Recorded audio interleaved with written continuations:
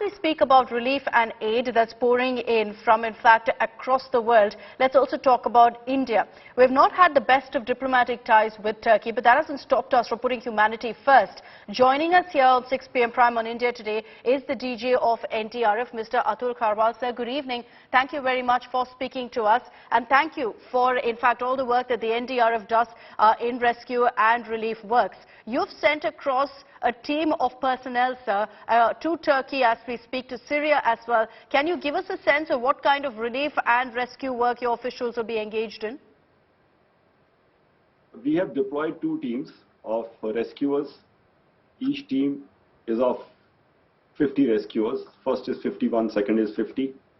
They are basically trained for collapsed structures, search and rescue, or urban search and rescue.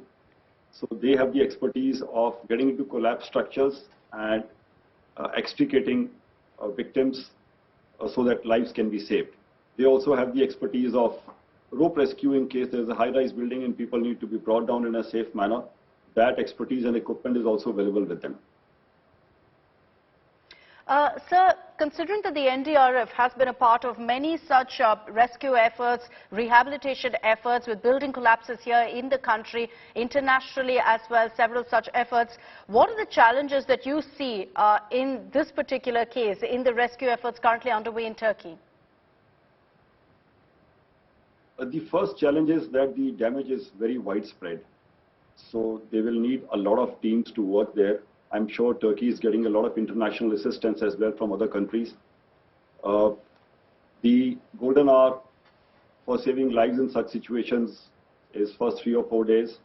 So a lot of work needs to be done to ensure that we can reach all the live victims as soon as possible. So that will require painstaking, non-stop work. So the teams are prepared for that. They have been practicing these kind of situations. So hopefully wherever they deploy us, we should be able to contribute to saving lives. Mr. Karwal, is there a challenge, however, for the Ndrf personnel to reach some of these spots? Because from what we're being told, there is an issue in reaching some of the worst hit parts of Turkey currently. We were in touch with the Turkish government and also the embassy there. So in anticipation of this kind of a problem, we have carried our own transportation. The Indian Air Force was good enough to transport our vehicles with us. So the first team has 3 vehicles. The second has 4 vehicles. And if we need, we'll send more vehicles there so that we are completely self-sufficient and we don't depend on the local infrastructure for even our lodging and boarding. We are carrying our rations, we are carrying our tentage and our own vehicles.